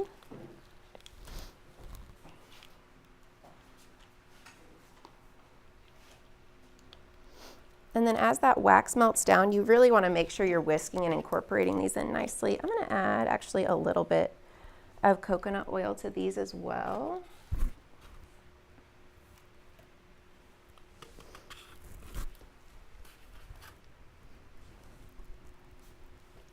And now, is it going to make a difference if you use milk chocolate versus dark chocolate, Nope. semi-sweet? Nope. Not when you do it like this. Sometimes I know people who do it in the microwave, and I really don't like to put THC in the microwave if you can avoid it, just because if you overdo it, you know, you can ruin some cannabinoids. But that's melting down pretty quickly. That's nice. But no, in the melter, it won't matter.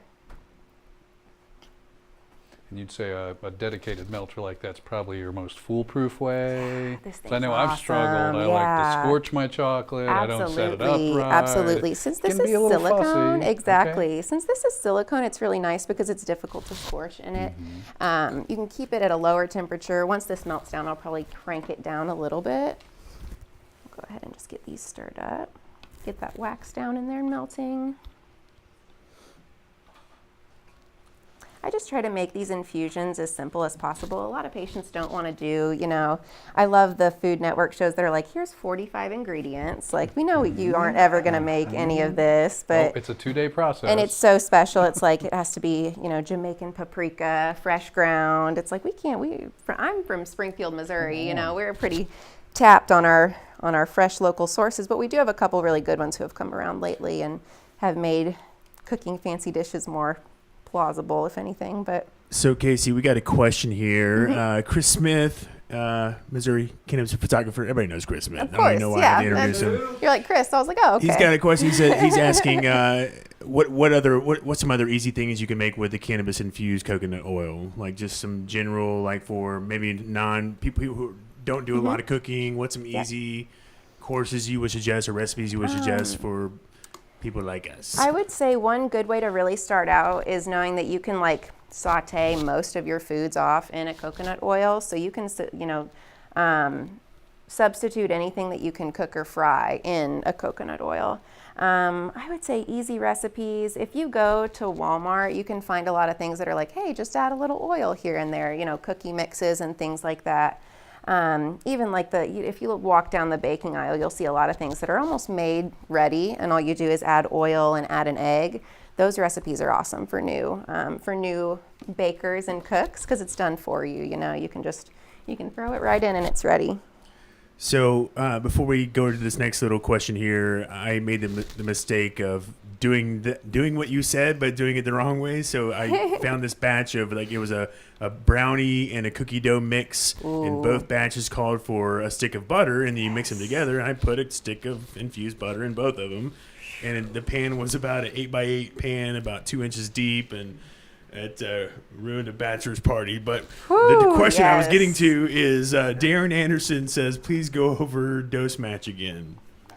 The math on math, dosing. sorry. Okay, so the most important thing that you really need to know whenever you're doing the math for the dosing for the medibles is the THC percentage in your flour or in your concentrate.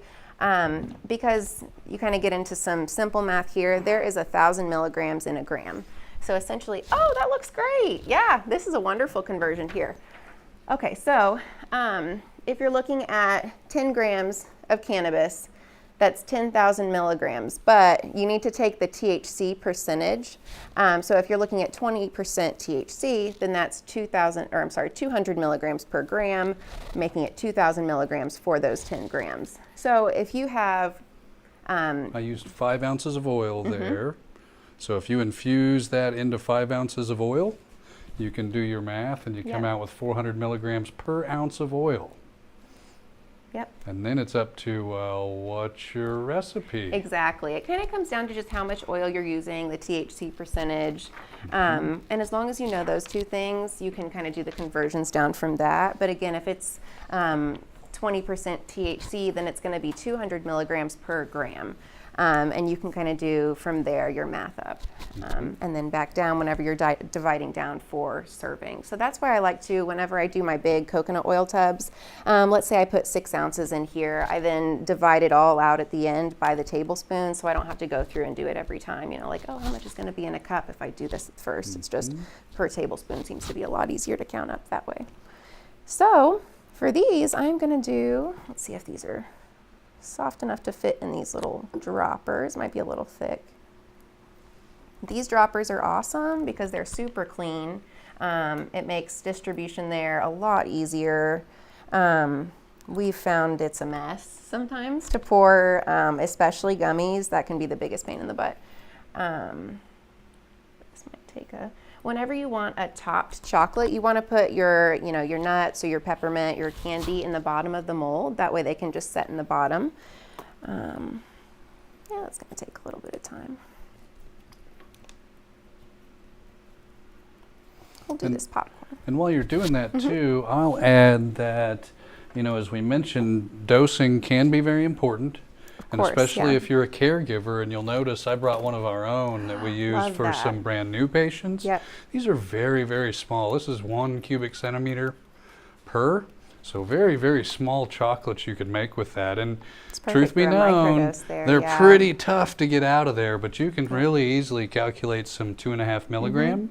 And that's nice because it's hard to eat one chocolate for a lot of people. You see a pan of chocolates that are delicious. You're like, it's fine. It's going to be fine. And then I have an issue with getting the munchies from the Medibles. So then I'm surrounded by delicious treats, but they're all infused. There was one day we did caramel apples. And so through the day I was like, oh, I'm just going to munch. It'll be fine. And by 3 p.m. I was sat in my office with my head on the wall and I was like, you could have done this later in the day. I felt so good, but I got stuck. That's so true. I have a problem when I'm actually doing the cooking. Oh, it's so good. Do not lick the spoon, y'all. Sampler. Don't lick the spoon. I made a joke post one time about, licking the bowl when you're doing medibles, and my eyes in the picture were just, I'm looking through eyelashes. I joke. I was feeling great. That's so but awesome. Yeah, no complaints I used to make there. hard candies, and when you're pouring those, in the molds, you have a very limited time when you're doing hard candies before it just hardens up. And so there was tons of residuals, and I can't let it go to waste. I just could never learn that lesson. Never. Not in this lifetime. So what are you doing here? We're adding it to the popcorn? I just threw a little bit of chocolate on top of this popcorn. I was going to give it a toss and just show you a couple ideas that you can actually do with this infused chocolate. Now this is just kind of a good on-the-go treat because obviously the chocolate's going to harden eventually. So this, the coconut oil seems to be really helpful. Now I've made like an infused magic shell. If you put it on ice cream and it hardens really fast, just chocolate and coconut oil whipped together seems to work really well for that. That one's dangerous too though. That one's a quick fall. Powerful. On an infused ice cream you can do some damage. So that's one idea for a Christmas, just a Christmas treat there. It's really pretty with like a white chocolate and some sprinkles or like peppermint on top.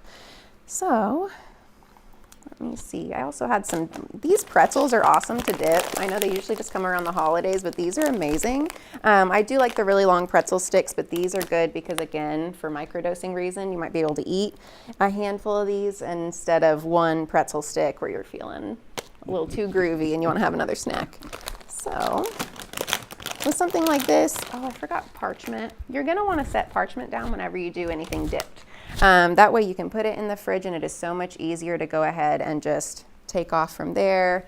Even when you're doing decarbing on your wax, it's really important to make sure that I have been doing some decarbing like in an Instapot lately. So I line the little jar with parchment paper and then seal a lid on there, throw it in the Instapot for like 55 minutes just on regular pressure, and it seems to decarb it just perfectly. You just put a little water in there. And now you go through that trouble because your concentrates actually blow up under that kind of heat, right? They sure do. Yeah, you can lose. I was going to say you can lose a lot. But I really just line it with parchment because then after it's done, I can wait for it to cool, take that parchment directly out, put it in the freezer, and then when I take it out of the freezer, it just peels right off, and it's like miraculous. Yeah. When you're cooking with wax, you definitely discover the pitfalls. I've had a lot of times I'm just like, we can just do it right in the glass. We can just scrape it right off, and we're losing so much, product there. Just even as far as, again, with milligrams, whenever it's down to wax, a half gram might be 300 or 400 milligrams, depending on if it's, alive, if it's shatter. It just depends what you're really working with there too. Yep, so true. So I'm going to just pour some of this chocolate into these other molds and kind of get that done there. Yeah, those are awesome. I really like those for microdoses. Yeah, especially when I have brand new patients. Exactly, When I don't know where their thresholds are, I'm Yep. going to start them really, really Sure. small. Absolutely. So I've got a question for you. What, and this is for both of you because you both have experience in obviously in making dosable edibles from a home. What are some of either the most common mistakes or sort of revelations you've had, the biggest revelations you've had since you've been doing this? I would say temperature is so important in medibles. You can really start to affect the actual compound or the cannabinoid that you're working with if you go over a certain degree threshold. I've had people who are like, well, I didn't feel my medibles at all, but I baked them at 400 degrees. And I'm like, well, there it is. There it is. That's an easy fix, You really need to keep it. THC is destroyed at 375, so I really like to keep it below 350, so there's not even a threshold there of destroyed medicine. But I think that's the biggest thing. I don't make gummies anymore because they are tough for me. For some reason, they always separate on me because I do a coconut oil gummy instead of a tincture gummy. For myself, the tincture kind of upsets my stomach sometimes, so the coconut oil always works better. But with that, they separate a lot because it's, a gelatin mix and coconut oil. So if it's not at the right temperature for the right amount of time, they can be really finicky. So that's one thing I'm like, nope, I can't do the gummies for myself anymore because it's just not even worth the lost medicine there. But you learn a lot just as you go.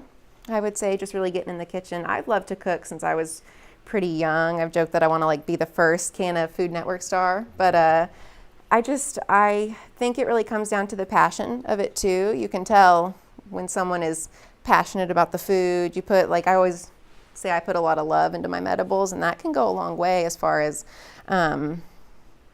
medicine, especially for natural medicine. I know there's no science behind it, but there's definitely some spirit science behind it. And I think the intention behind medibles is really important for a lot of patients, for the caregiver, and it also helps develop that relationship between patient and caregiver that's really important. There's that reliability. You can really discover your dosing yourselves. And yeah, it's really cool. And it's cheaper. That's the thing. It's so much less expensive than going to a dispensary to buy medibles. Flour is expensive, so I always encourage my patients, grow your own. I know flour is expensive right now. That's how a medical industry works, It's going to be really highly fluctuated, and then as supply meets demand, we'll see some breaks in time there, but it's going to be a little bit. So growing our own and really taking our medicine into our own hands is vital, especially right now in a new industry. We have to create this industry to be exactly what we need it to be. It's not going to fall into place appropriately, obviously. We can't trust anybody to handle a program of medicine the way that we know that it needs to be done. So we have to make a good stake in the claim, but also making, I guess, some positive leeway for patients and showing cannabis in a positive light and showing them okay, this is something that grandma can do, and she's not going to be hacking her lungs out and creating more issues there. This is something that... And just like you and Clay both mentioned, that number one mistake that I see is not starting small or not having self-control. Sure. I mean, if you make your medicated cookies, make some regular cookies too, right? And just take one of those and put it away. Or as my mom likes to do, she'll make maybe her 2 medicated cookies with a small batch of other cookies. Exactly. And just keep the frozen cookie dough ball in the freezer. Brilliant, yep. That way she doesn't have it there, although I love cookie dough. I know. But, I'll eat it straight out of the freezer. That's not stopping anything. Right. So, but as a caregiver, I mean, it's all about the dose. There's tons of these molds out there that you can use, but for me, one of my biggest challenges early on is, unless I've got a matching set, which is boring because I want all kinds of different shapes and sizes, I need to know how much chocolate. I mean, what do my portions look like? So for me, I run my portions by cubic centimeter or milliliter. And so this is a common little pipette that you're going to find with medicines and whatever. You can get them at Walmart. You notice how they have the graduation marks on them? Well, you fill that up with water when you get your new molds, and you start filling up those little voids, and pretty soon you've determined if that's a 6 milliliter mold or a 5 milliliter or a 1 milliliter or on, and then you just do your math and you can figure out what the dose is. Further, if you want to get really scientific about it, you can figure out that half a peanut is about 1 milliliter, right? Just put a peanut in there, now remeasure. You lost a milliliter. Well, now you know as you add, if you have all these different molds, you can make additions to certain molds, and now you've got all 6 cubic centimeters or 6 milliliters per mold for your patient. They get a predictable experience. Exactly, which is especially very when you're important. especially when you're a caregiver. That's what I really try to stress to people. Being a caregiver isn't just getting to grow medicine for someone. It's really taking the responsibility for another patient's medicine, and with that responsibility comes some accountability for dosing. So it's brilliant to have something that you can dose perfectly with. I like that it has household the item. the exact. And I think the other thing too, especially for me, edibles can be very widely person to person, the particular kind, coconut oil versus, concentrates versus butter. It could be a different experience, right? So as long as you're keeping it slow and low, then you should feel free to make those experiments, because you've got a wide therapeutic range for all this. And the other thing is your gut itself. It's going to vary wildly between a full stomach after a greasy meal, full stomach after a salad, empty stomach. I always tell my patients, empty stomach all the time, because then at least you know where you're starting from, right? Absolutely, So we do have a question. Hey, Tina King, appreciate that. I mean, how do we get to the oil? To the oil, right? We kind of that's skipped a that basic. step, didn't we? Yeah, perfect. So this is a Canna coconut oil. This is actually my favorite to use. I use more infused coconut oil, I would say, than anything. Also, infused sugars are awesome. But for a coconut oil, the simplest way I would say to do it at home for most people is just put it in your crock pot. Just get some virgin coconut oil. And I like to use cheesecloth whenever I do it because it makes it a lot cleaner of a process. So you'll just put, I guess we'll start with decarbing flour. That's where we'll have to start on oil. Whenever you decarb your flour, you need to heat it for about 40 minutes. Some people do 220, some people do 240 degrees. There's really, I think most of the cannabis industry is discrepancies. We all have a way that we do things. I do 240 for 40 minutes. So 240 degrees in the oven. You're just gonna essentially bake your flour, and that way you can remove a carbon atom, and it's more effective to eat your cannabis this way. Whenever you're smoking, the heat from the flame is enough to essentially remove that carbon atom. It's a little wordy there. It's hard without like a diagram to explain decarboxylation. But that's how it gets into your brain, y'all. Exactly, yes. Makes it psychoactive. Yes, exactly. So it takes it from THCA to THC, which is what the body knows and loves. And then I take that decarbed flour, wrap it up in cheesecloth, and just throw it into a crock pot on low. Now I use an infusion machine now because it's just changed my life, honestly. As far as infusions go, I say it is truly worth the money. You can find some for around $100 now that are electronic, and you press a button and go. You just put the stuff in there and beep, I'm like drop some of mic them and roll decarb out, now. right? Yeah, so it's changed my life. The way I started was doing it just in the crock pot on low heat for anywhere from, and it really depends on the crock pot. I would say about 6 hours, 4 to 6 hours. And then you take that cheesecloth out and you just squeeze the cheesecloth and it'll drain all that excess oil off. And I actually use that sludge or that reclaim, I call it sludge, the flour that's left in that cheesecloth, and I make body scrubs with it. I'll put like a lavender, a lemongrass, or a peppermint in it to kind of mentholate it. And you can use that in the shower. It's great because there's still a lot of oil in that. And I hate to throw it away. You can use whole plant absolutely down to the end. I'll even make like meatballs or pancakes and just throw that sludge in, something that'll hide that texture a little. You can stim sometimes, but it's fine, but that's why the scrubs are awesome, because it really does work as a natural exfoliant. The body loves cannabis. If you let it will just really take all the advantages in. You know what this is, right? Yes. Yeah, this that's awesome. Is a French Little press. press. This is my hack, right? You use this in your crock pot. Yep. Put all your materials in here, slip the press on top, do your thing. You can pick it up and agitate it because crocks are heavy. Put it back Very in the smart. oil, agitate it, leave it in there for however long, and then at the end, dump it out, and everything's trapped. You know, beautiful. It's a little cleaner, absolutely. I think, and I'm a little lazy. Reliable. Efficient. So. Never lazy, right? Never lazy in the kitchen, always efficient. Yeah, but that's a great idea, the French press. And with cheesecloth, it's hard to get, all of your sediment out. It's a great way to reuse your medicine too. But do you have anything you really use your reclaim for?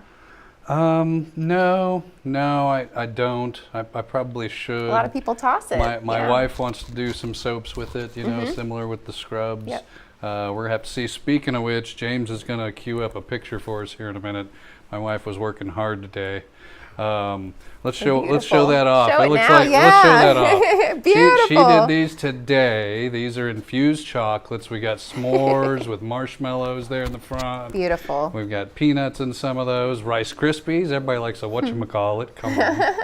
And they turned out gorgeous. We're going to give that to a patient of ours for the holidays. Beautiful. It's lovely. We love it. That's Beautiful. artistic work there. And that's what this is. It's art. It's, exactly. It's part of the process. Yes. Cooking truly is an art because you get to really tap into a creative side. I think you have to have some love for it to really get it done right. Especially, my strong suit is honestly savory cooking. I like to, throw and go. Obviously, I wasn't able to fry measure up today. some morels. Oh my gosh. Oh Lord. If you have not had Canna fried morels, then you are missing out. I did one post on our cooking page pretty early on. A friend of mine had ordered some that had been freeze dried, so I had them like way before morel season, and they were just divine.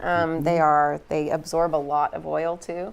Anytime you deep fry something, it's really going to absorb a lot of oil into your breading because you can't fry it as hot as you traditionally would fry 375. I do right around 350, so it is going to absorb a little more oil. You need a little more cook time, but it's delightful. And I love a can might of have fried to play food. around with it and mix Yes. your coconut oil with some olive oil or something. Yeah. If you go all infused coconut oil, it could be a long or a short night. Just recently, some infused hush puppies fried in straight oil, and it sure did just that. And they were divine. I love it. I love that. Now, when you're making your coconut oil, have you ever tried rinsing the bud before? Yep. Decarb? Yep. Do some soaps? I don't have a preference either way. I know a lot of people do it for taste, and even to get some of those unwanted, I guess, even bacterias or pesticides and things off of the bud before doing it. And you get a lot lighter, a lot cleaner color whenever you do it that way. It's not going to be so I've got good. some patients who are sensitive to the taste, right? They just really don't like it. If I don't do a soak before decarb, they'll say, well, this tastes like chocolate and dirt. I don't like chocolate and dirt. Literally, it doesn't taste good to them. So actually, try this one time. Take it up a notch, and instead of doing your soaking, blanch. Try it. I'm telling you, you blanch it just like you would anything else. You get her up to boiling. Now you've already got your material. You've already got your material chopped, ready for decarb. Straight from the boil. You can always double boil. Straight into the boiler. Just 3 minutes maybe. Does that do you think that does any of the decarbing there? I don't know. It's only 212 degrees or less. What I think it does is gets the lipids. There's a lot of fats in there. It pulls some of those away. Those are not necessarily desirable. And the cut corners, it leaches your chlorophyll. And you immediately go into an ice bath, cool that off, and then I'll let it soak in room temperature water for another 8 hours. And you'll be amazed what you pour off. There's oils and fats on top. You're like, this is cannabis. How's there oil? There's oil in there, and it pours off, and it's really green. Makes for a very blonde coconut oil without a lot of additional flavors to it. So Jan Lee Thompson, thanks for writing in. The question is, do you choose from indica and sativa when making your items? Does it matter? I do, I truly do, but it depends on what time of day I'm wanting each oil. And I would say I do more indicas in my sublinguals. I make a really nice sublingual with like an avocado oil or an almond oil. Those are amazing. For like at night before bed. A sublingual just means under the tongue, so I keep them in little like 1 or 2 ounce bottles that you can find on Amazon. Now is that like an Everclear or an ethanol tincture? Well, on my sublinguals I do just the oil based. I do some different alcohol tincture based as well, but this one is just the oil, and it's awesome. I really like that one for before bed. Just a full dropper of that one can help me actually sleep through the night. So for that one, more indicas, because that's just primarily what I use it more for. But for my coconut oils, like I like to like fry my eggs in coconut oil or make a little breakfast scramble. And so for those kind of things, I'm going to want more of a sativa, something to get me up and get me going, because if I get locked out too early, I'm going to be mad at myself. That's it. So I've had some people say that regardless of sativa or indica within the edible, it hits them like an indica would, because I guess it is more of a body high, but I think it just comes down to which terps are within those specific strains too. And how you prepare it. I mean, Sure. so a lot of your terpenes start to volatilize at room temperature. And by that, it just means it's leaving the bud now and it's in the air. That's how you smell it. Yep. That dude's loud. Well, that's his terpenes Those are getting his away. terps. They're just running for the hill. Well, when you decarb it, when you blanch it and rinse it, when you do all these things, you're probably going to disturb those terpenes. So Sure. even when you're decarbing, if you do it on an open sheet, your house is going to smell like it. That's terpenes, a lot of terpenes in your air.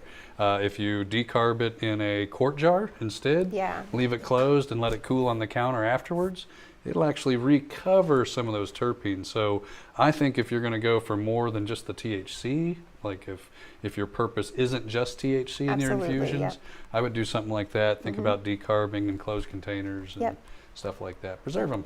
Absolutely. Save the terps. Yes, absolutely. Because there's so many benefits to all of the terpenes. Each one has its own specific advantages, and I think that they work so well together for a reason. That we get so focused on THC and CBD, and I actually did bring a CBD isolate too. So whenever I make a lot of the products for my shop, I use an isolate because a lot of people still can't, like with their jobs, have THC at all. Sure. We have a lot of like medical professionals, law enforcement that have to take a drug test, and if they even pop for THC, because some of these CBD products will produce THC results because they have the threshold. They're full spectrum, which is amazing as far as health benefits go, but whenever it comes down to just CBD, the isolates are great for that. We have a CBG isolate at the shop. We have a CBN, which is great for sleep.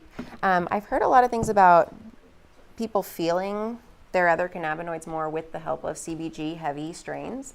Like they can feel the CBD more whenever they use it with CBG, same with THC.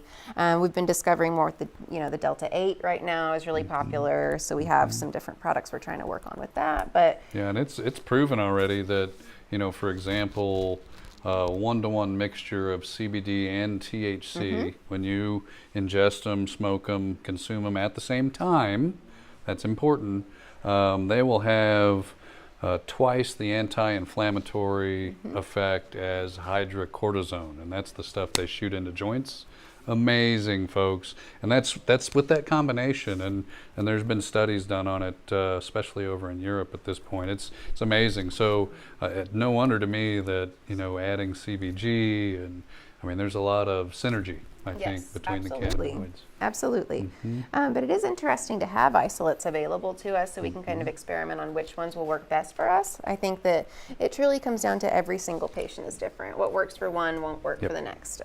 Even if it goes for dosing, as far as terpenes, which cannabinoids are going to work best. So really, cooking is really about you finding your path. I really started to do cooking with Canna Belews whenever we at first applied for dispensary license and were denied. So I know a lot of people got discouraged, absolutely. A lot of people were angry with the state, and they were pissed, and they got out of the industry, and they didn't look back. And that, I've said since I was a teenager, this is where I want to be, is legal cannabis. It's something that has spoken to me on truly a different level. It saved my life in a lot of ways. And I was in active addiction when I was a teenager, and so I've been clean now. It'll be 7 years in March, and cannabis really helped with that journey. tenfold. Right. It saved Big my deal. life. That's a big Thank deal. you. Yeah, it is. And so to come this far and develop a medicine and finally be respected as a patient and not a criminal for cannabis, which is what we've known for so long, is incredible. I mean, it's a beautiful time to be alive, to be able to embrace this and find something that works for us. But this all came from, I don't even want to call it failure. It's just, it came from a path that I did not anticipate, and that's how it goes. I put my boots on and my thinking cap, and I was like, okay, what can we do? That's what we were talking about earlier, There's no pivot time to and quit. roll. Absolutely. That's right. No time to quit. We'd invested a lot of money and time, and we'd had a great following. We had great support. We had people who were ready, but I have been cooking since I was a kid, you know.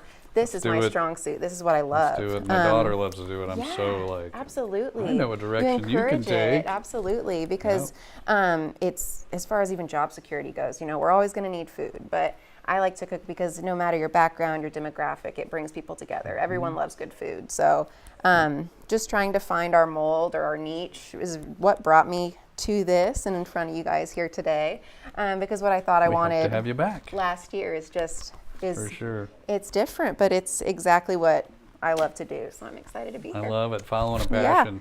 Yeah, absolutely. I do want to touch on one thing real quick. You'd mentioned working with isolates. You know, these can be had legally, particularly the non-THC isolates at this point. The THC isolates may become available. We don't know. But for my caregivers who are cultivating at home, and for you home cultivators, even if you grow a CBD variety that's notable for its CBD, there is almost always a trace amount of THC in it, right? And so if you make your tinctures even with that very CBD dominant variety, over time those trace amounts of THC will build up in your system and you'll fail your urinalysis. Absolutely. You know, so be aware of that as you be very engage with your patient, right?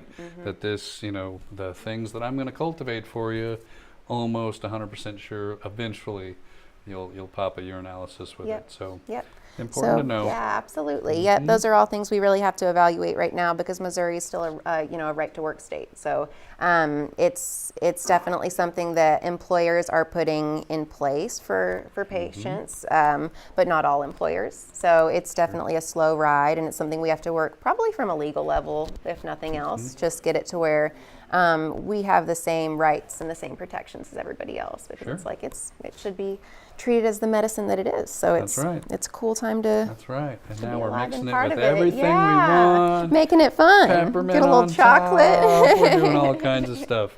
I think we're about to wrap it up, y'all. This has been so much fun. Are you going to come back and see us again? Oh, absolutely. Yeah. I'm honored and flattered to be here. I just want to say maybe we'll make thank some you, Clay. live morels this spring. Oh, please. Yeah. I'll do a fried episode for sure. Yeah. Well, tell folks how they can get a hold of you if they want to talk to you about cooking. So I have a page on Facebook. It's Cooking with Canna Belews, and that's Belew for Belew. We are actually getting ready to launch. So we have been working really hard on this. We are getting ready to launch like an exclusive membership for people, to where we're going to do a few recipes a month, different classes essentially that you can access from your home, because with the shutdowns, with social distancing, we're all kind of learning how to do things virtually. So it's going to be the same one-on-one access to me and to cooking, but from the comfort of your kitchen. So like we'll post our recipes one day of the week, cook a few days later. So it's going to be fully interactive, and you can just cook right along with me. So we'll be launching that later this month. That's awesome. Yeah. Love it. Well, everybody look for that. We sure appreciate you here tonight. Yeah, thanks for having me. Clay, I think I'm going to have you take us home. Be sure to tell everybody, open your wallets. We got to give. Yes. So holiday helpings on the way. I can't believe I'm hearing my ears about this idea of cooking with Casey on a live feed. I'm blown away. I would feel intimidated. So hopefully you'll cater to people like me that know nothing about any of this stuff. And you did such a great job tonight doing that, and Eric, of course, chiming in with all the details and then the measurement system. Maybe we should post something later on about the different what you're allowed to carry on the infused part, just for the cooking safety. Yes, absolutely. If you're going to cook a big dinner for your friends and family, maybe you only can carry 7 sticks of the butter. Who knows? Hopefully we'll have that dialed in for you guys. And that's what the show was really, a lot of the show was about, was dialing in those measurements. So thank you so much for coming, Casey, last minute. Thanks, Eric. MCIA, Holiday Helpings, donate. Lots of drop-off locations. Go to the Facebook page, Holiday Helpings. There's a GoFundMe page as well if you want to donate. Lots of good things happening with helping out local families and kids. Normal KC, Toy Drive. Go donate to that. All these kids in Children's Mercy laid up in the hospital don't have toys, don't have much of a Christmas. Donate to that as well. There's lots of places, drop-off, like Seventh Heaven is a drop-off location for that. Hey, thanks again to AV Level Up. James here behind the computer, Cat King Films, holding the camera, doing all the awesome shots on the product profile. And most importantly, Chris Dalton back here at Happy Rock Farms, letting us shoot from this location. Thanks so much for letting us be here. They have all your hydroponic needs. And then Probably Marquez probably has something for you if you look up his Facebook page, if you're looking at some breeding information. So thanks so much for all you guys. Thanks for watching at home. We'll see you next week at the Home Grow Series. Peace.